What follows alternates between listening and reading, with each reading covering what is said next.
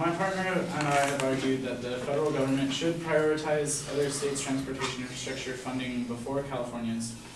We've also argued that the high-speed rail system is not only unnecessary, but it is predicted to incur losses economically over the course of its construction and maintenance. In response to the affirmative side, there is little significance of any needed funding from the federal government to California. According to the 2008 California 5-Year Infrastructure Plan, $85.7 billion in funds for transportation infrastructure already exists in the state through the 2006 to 2016 Strategic Growth Plan.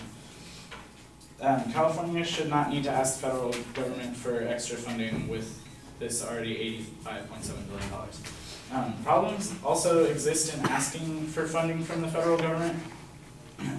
According to Gabriel Roth, a civil engineer and transport economist, in his testimony on financial infrastructure, federal construction specifications can be higher, which increase costs, as well as the application of federal regulations that increase costs. There's a particular law called the Davis-Bacon Law that is capable of increasing construction costs by almost 35%.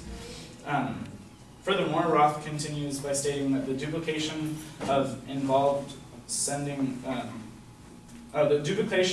in sending money to Washington, D.C. and back to the states can increase construction costs by 10%. As you can see, seeking federal government help with California's infrastructure funding will ultimately cost the entire nation, as well as California, much more money than is necessary to successfully maintain and repair existing roads. Back to the high-speed rail project.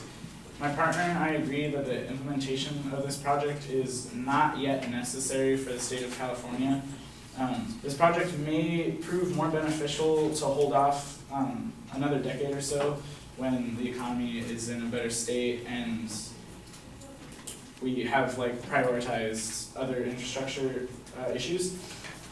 Tony Shabira of the RIC AIA Architecture states that California has already cut $3.4 billion from existing transit services. It seems counterintuitive to place a ton of money into a high-speed rail that a relatively small portion of California will use daily, instead of placing money in local transit. Why should we spend billions of dollars on a high-speed rail when local transit systems like BART, local buses, and light trains could use some money for maintenance and upgrades? And my final point is from the Capital Outlay and Infrastructure Report of 1999. It is said that there is a significant indirect benefit from the influx of construction dollars to both state and regional economies from state-funded infrastructure projects specifically, rather than asking for funding from the federal government.